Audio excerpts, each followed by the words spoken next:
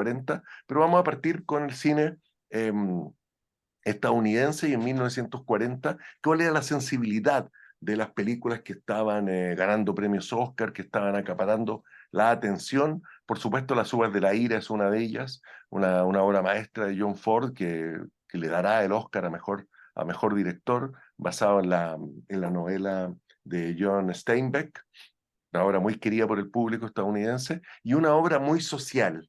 O sea, eso, estamos en tiempos de mucha sensibilidad social, ¿no? Es en, eh, en lo que vamos a notar como un denominador común en, eh, en todas estas películas, ¿no? Están las películas que vamos a ver. Hay un cine de Hollywood que está en un esplendor, lo decíamos a partir de 1939, con grande éxito de taquilla, como lo que el viento se llevó, con películas emblemáticas como El Mago de Oz, La Diligencia del propio John Ford, y Ford hace esta película de La uva de la ira, que Henry Fonda es un luchador social, es lo que hoy llamaríamos un luchador social absolutamente comprometido con la causa del pueblo. Ahí va con su mamá, ¿no es cierto? Con su familia va y enfrenta esta lucha contra los poderosos, y tiene este gran monólogo que,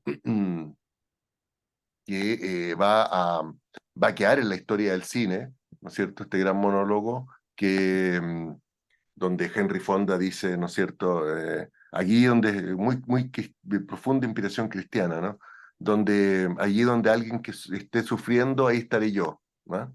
I'll be there, ¿no? Será la frase de la ova de la ira, ¿no? O sea, como justamente Henry Fonda, mega crack, tremendo actor, tremenda actuación en una película formidable, plena de sentido social, de las más de izquierda que produjo Hollywood en la época, por decirlo así, digamos, ¿no? De las más críticas con el capitalismo también, digamos, ¿no?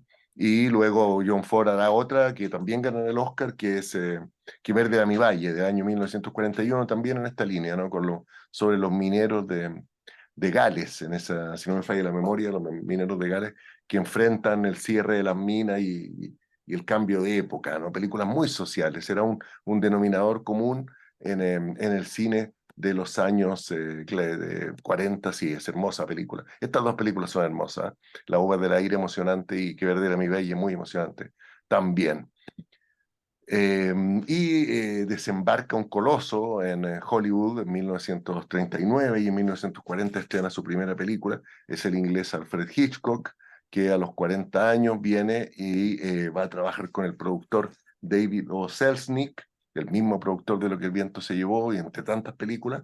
Y Selznick lo va a hacer firmar un contrato leonino para Selznick de 7 años, que hará sufrir a Hitchcock, que lo tendrá ahí encadenado y lo hará hacer películas que él no quiere, y en fin, y él buscará la independencia, en fin, y esta colaboración parte muy polémicamente, con mucha fricción entre Hitchcock y Selznick, con Rebeca, una película que gana el Oscar, la mejor película. O sea, Selznick gana el Oscar el 39 con Lo que el viento se llevó, lo gana de nuevo el 40 con Rebeca, instala a Hitchcock en Hollywood, y Hitchcock, por supuesto, ya lo sabemos, toda la fineza, la filigrana psicológica de sus películas la va a desarrollar aquí en esta historia de la mujer que interpreta John Fontaine, que se casa con Max de Winter, que llega a vivir a este gran castillo de Manderley, pero ahí está la señora Danvers, la ama de llaves, que mantiene vivo el recuerdo de Rebeca, la esposa anterior de Max, del dueño del castillo, y le hará la vida imposible. Sabemos que es un tema de Hitchcock, el de los seres vivos que quedan poseídos por seres ya fallecidos, como por supuesto Vértigo y Psicosis, y en fin, gran tema, la dominación aquí psicológica que se ve en este plano, basada en la novela de Daphne du Maurier, ¿no?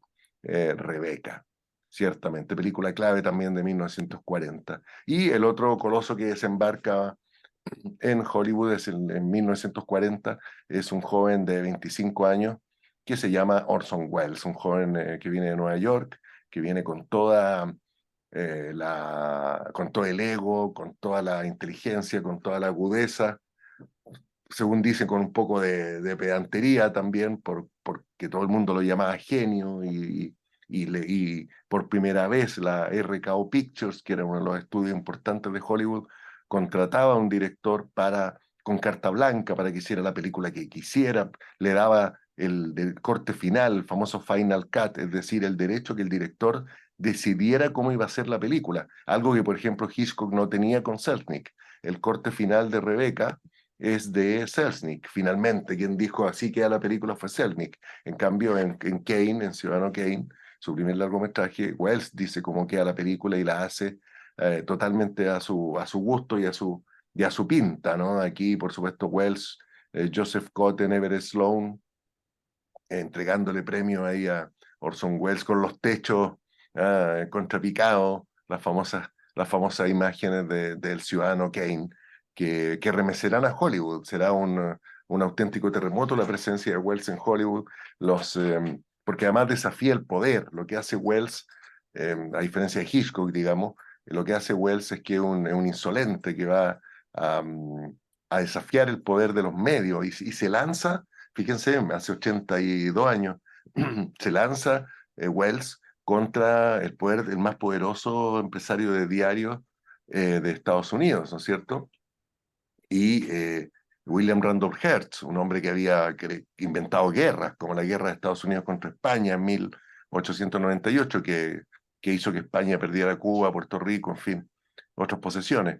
Y Hertz, tan poderoso, es atacado desde el cine por Wells, que lo interpreta sin nombrarlo, digamos, pero haciendo una película idéntica a su vida, ¿no? Con un castillo lleno de animales y de objetos preciosos traídos de Europa, en fin, reinventa el cine Wells, ¿no? Es, por supuesto, un tremendo trabajo que le costará caro. Le costará muy caro la osadía a Orson Welles.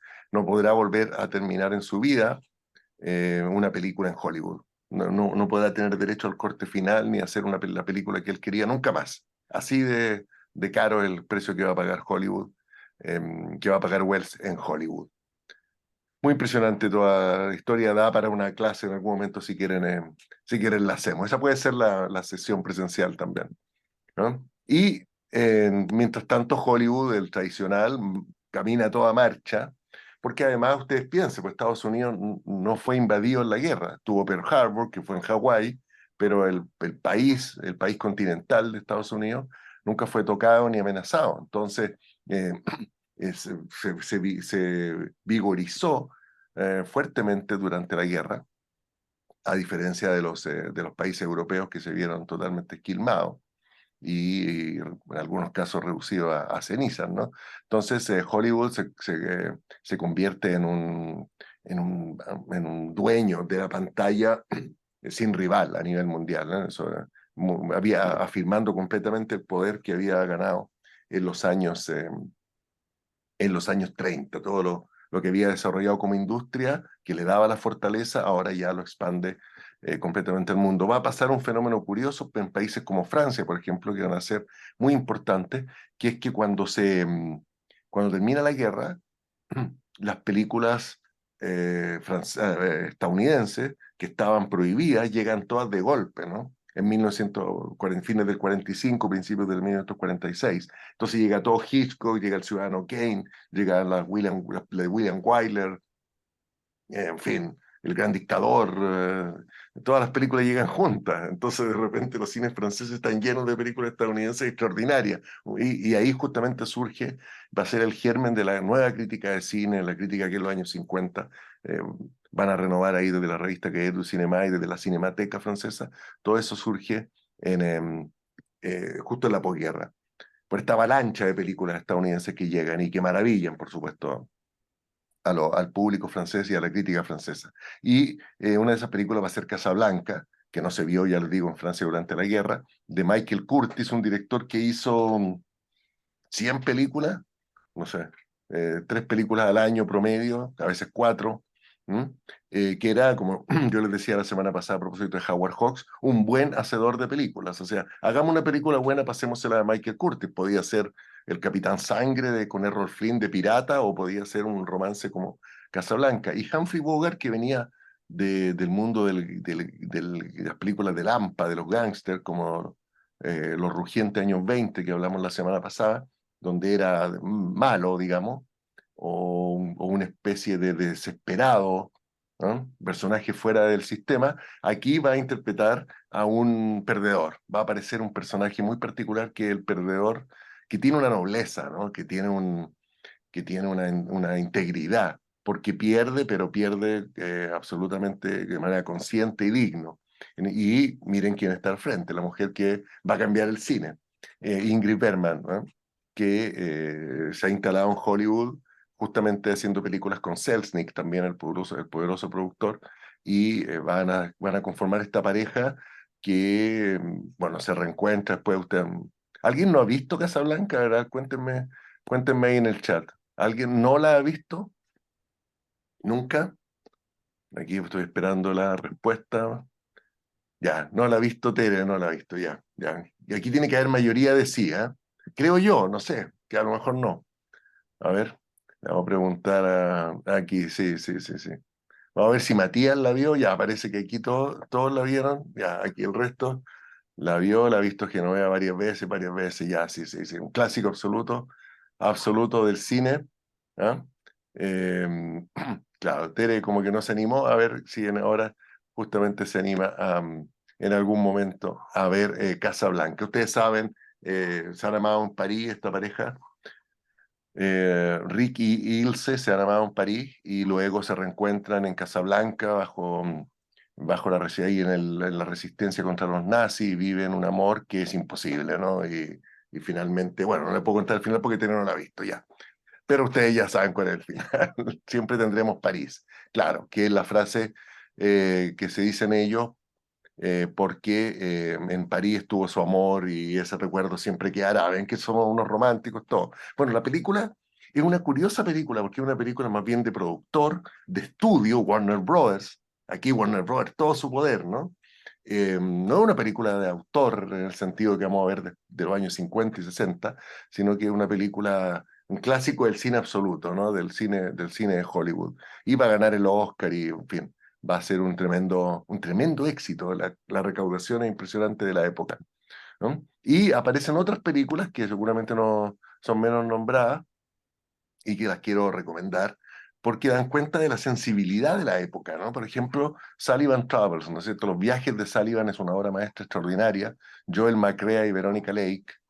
Joel McCrea hizo de todo, hizo de todo tipo hizo todo tipo de personajes, desde cowboy hasta agente policial y todos los roles, ¿eh? Y Veronica Lake era una super diva de Hollywood que se tapaba un ojo con el pelo rubio, ¿no? Con lo que se llamaba un peinado peekaboo, como de te veo con un solo ojo, ¿no? Que fue súper de moda en los años 40. Entonces, ellos, bueno, se conocen porque él es un director de cine muy exitoso y fíjense lo que quiere hacer el director de cine que interpreta, es Sullivan, el director que interpreta a Joel McCrea, que es que quiere hacer una película sobre la realidad. ¿No? Que él le va muy bien con películas de fantasía, comedia sobre todo, le va súper bien, pero quiere hacer una película sobre la realidad. Entonces le dicen, pero ¿qué realidad? Le dicen en la película, ¿no? Si tú ni tienes idea de lo que es la realidad, tú haces puras comedias de estudio de Hollywood, 1942. Y él dice, no, voy a ir a la realidad, voy a conocer el pueblo, respecto a lo que hablábamos antes, ¿no es cierto? Del pueblo como una entidad que hay que conocer, que es distinta, donde hay una reserva moral de afectividad, en fin, de integridad. Y yo voy a conocer al pueblo y voy a retratar en una película. Y ahí se disfraza, viaja ahí a una ciudad y conoce con Verónica Lake y luego habrá una lección que no les voy a contar para que la vean y que la podemos comentar en nuestro momento, ¿no? Gran película, una obra maestra. Preston Sturges es un súper cineasta poco reconocido, ahora está más reconocido últimamente. Hacedor de comedias finísimas en Hollywood y esta con una reflexión sobre el artificio y la realidad en el cine. ¿Ya? Van a pasar muchas cosas en Hollywood en los 40, como buen tiempo de guerra, todo se va a renovar, va a llegar Lauren Bacall, por ejemplo, con 19 años, ¿va? En Tener y No Tener, con guión de William Faulkner, ahí con Howard Hawks dirigiendo, ya su personaje se llama Slim, es como muy lanzada a la vida, como muestra la foto, ¿no? O sea, el momento en que, al principio, cuando se está conociendo, y se va a enamorar de Humphrey Bogart, que ya lo digo, viene en otro rol, ¿no? de este perdedor, de este hombre maduro que, que ha aprendido de los golpes de la vida en tener y no tener, to have and have not.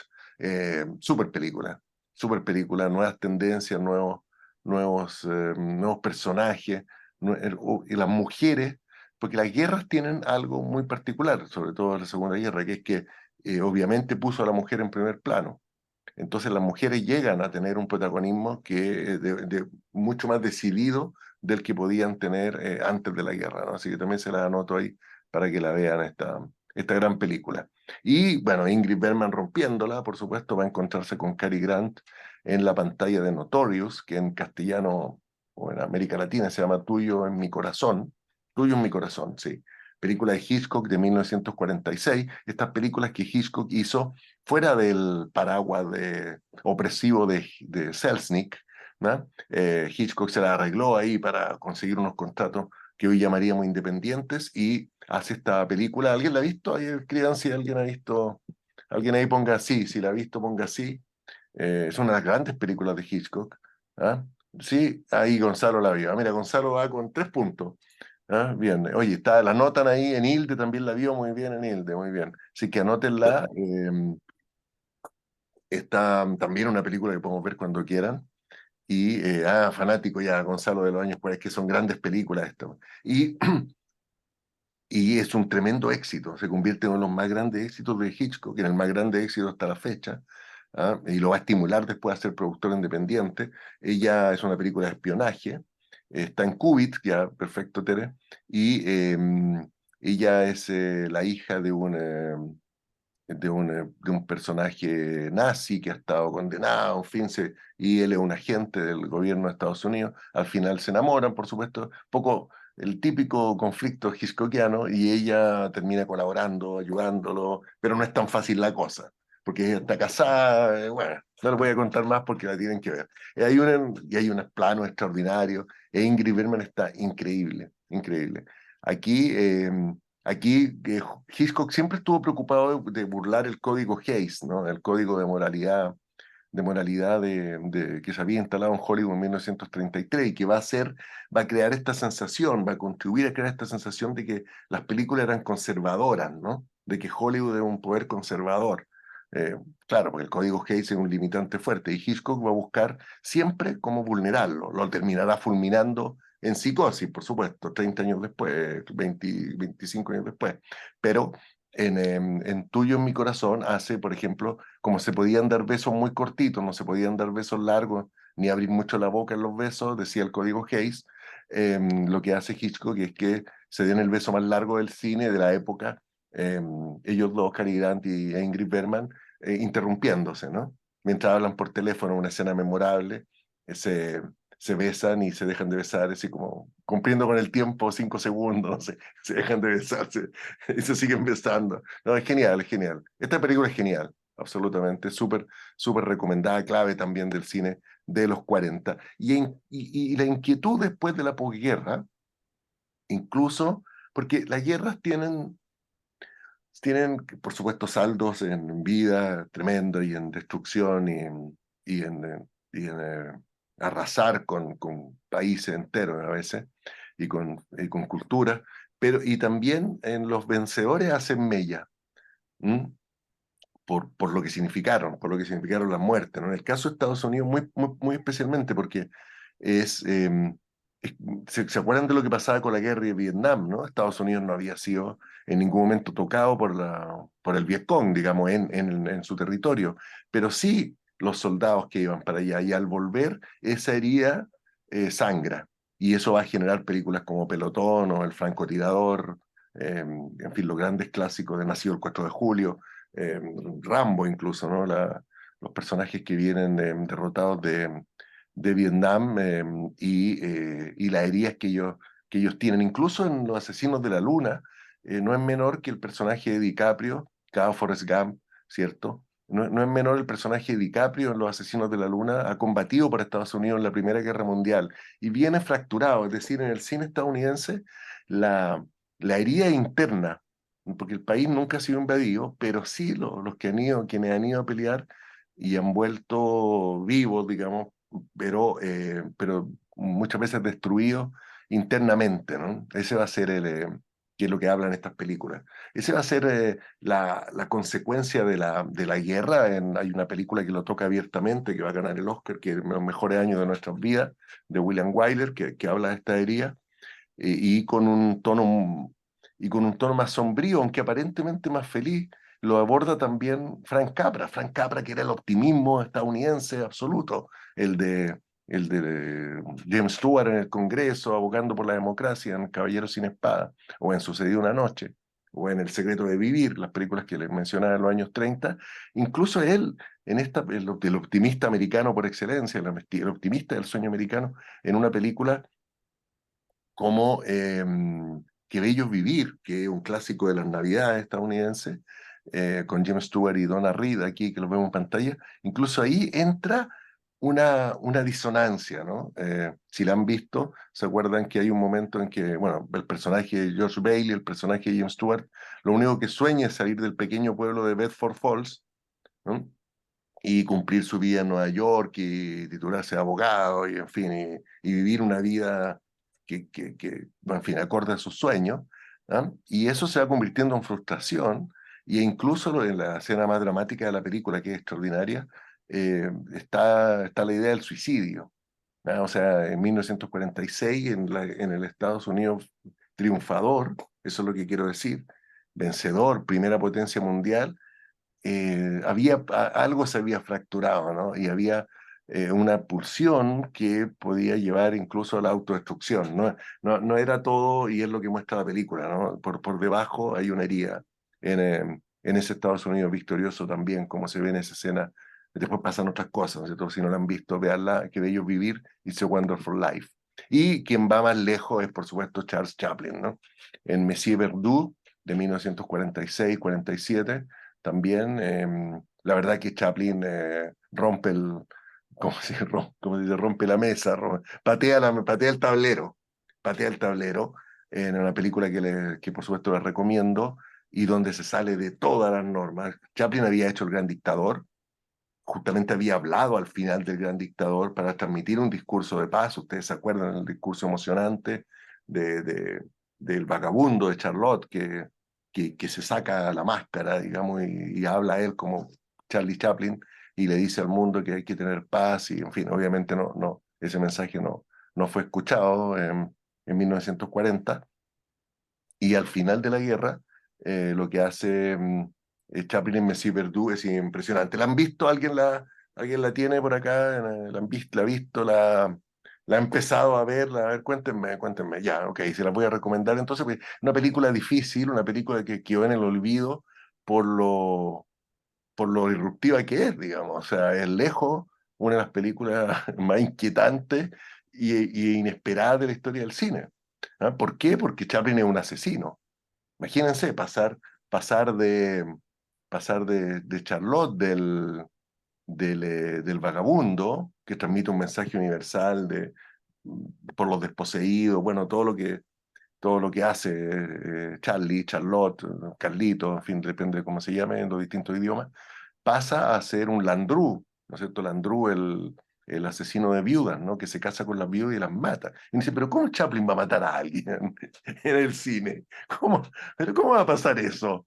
La guerra logra eso. Es tal la demolición, digamos, que moral y física, es tal trágico todo lo que pasa en la Segunda Guerra Mundial, que un artista como Charlie Chaplin no puede sustraerse a eso, y él mismo se presenta como un asesino, ¿no? O sea, yo también maté, parece ser lo que es el mensaje que dice Chaplin en una película que te pone los pelos de punta, absolutamente impresionante, y donde no se ríe nadie, porque está muy lejos de eso. Monsieur Verdoux, una obra maestra de las más negras, incómodas y disruptivas de la historia del cine, de 1946.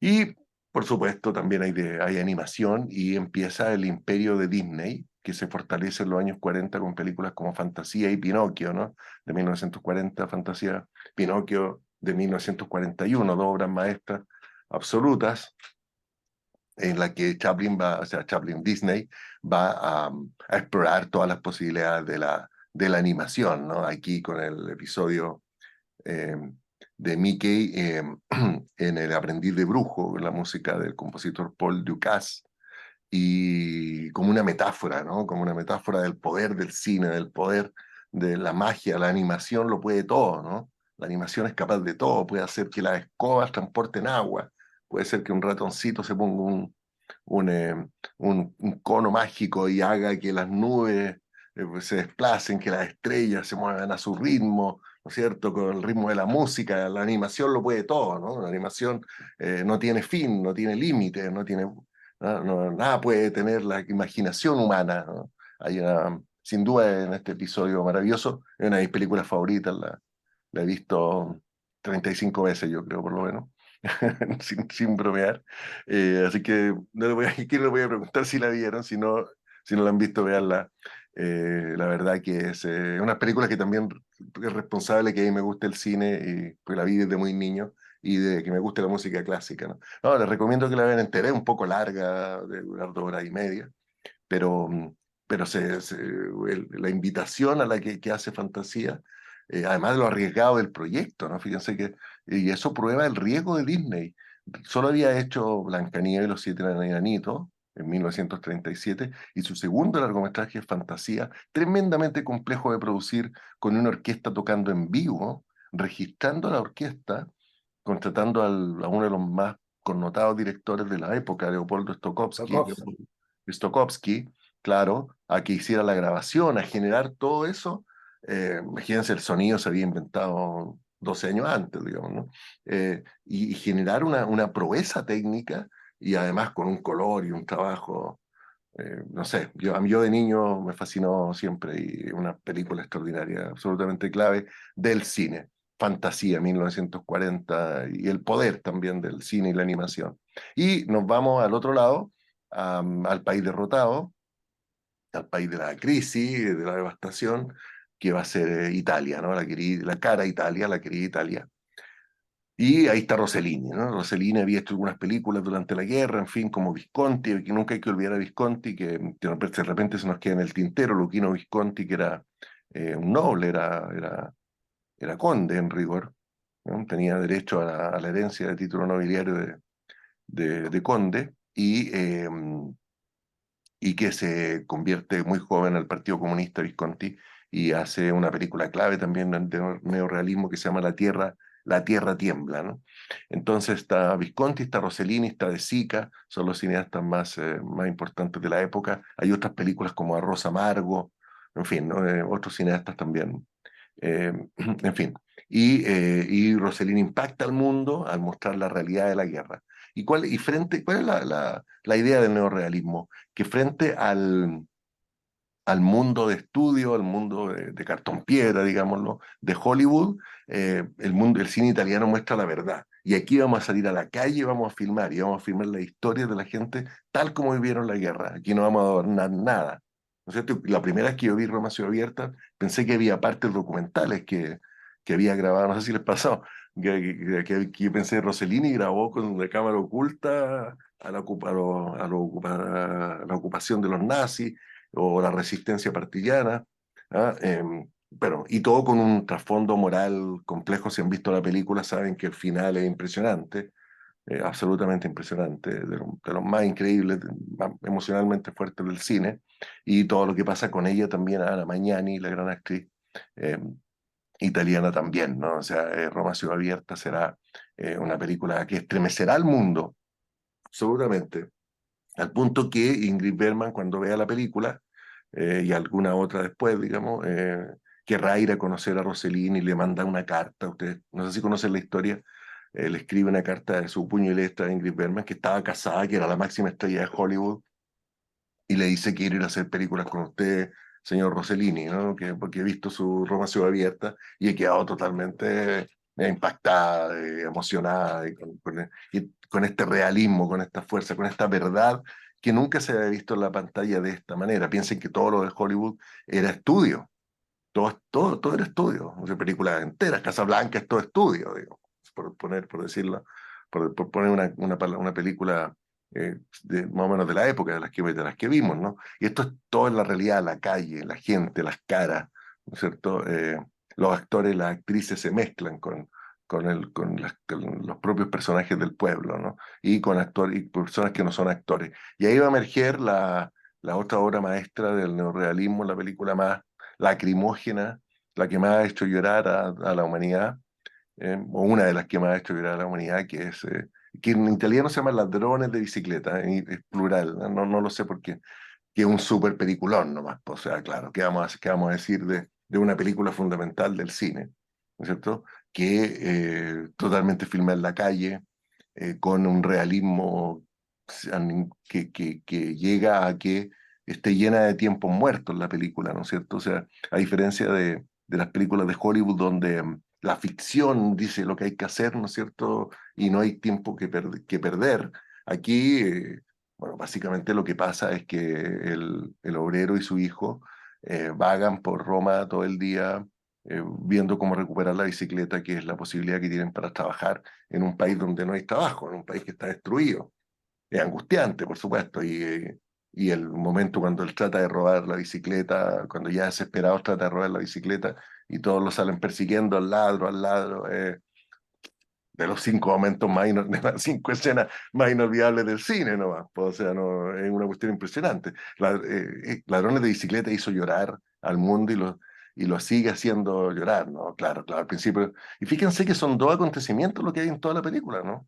Lo demás es una caminata y ahí va a tomar mucha influencia, va a dar mucha influencia el neorrealismo, va a influir mucho, eso quiero decir, hacia la nueva ola y los nuevos cines. Es una caminata por Roma, pues si ellos al principio le roban la bicicleta antes de los 5 minutos y después el protagonista trata de recuperarse un poco, digamos, este padre eh, que se queda sin trabajo en un país donde no hay trabajo, digamos. Así que absoluta película, está en Movie, por si quieren emocionarse un poquito.